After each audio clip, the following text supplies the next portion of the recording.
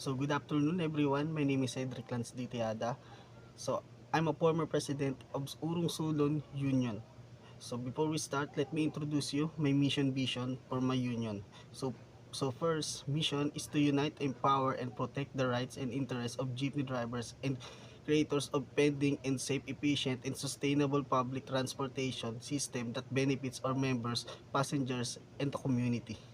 And for my vision is to be landing advocate for the jeepney industry and driving progress and property for our members and providing a relatable, environmentally friendly and culturally iconic transportation service that in vehicles that to lives of Filipino commuters. So for benefits of Urong Sulong Gulong, first, we have financially stability and security and collective bargaining power. Unions can negotiate better working conditions and fairer wages with the government and transport authorities. This can lead to increased income and improved benefits for drivers. So, second is access to loans. So, unions can pool resources and access loans from benefits to purchase modern jeepney, which individual drivers might struggle to obtain on their own.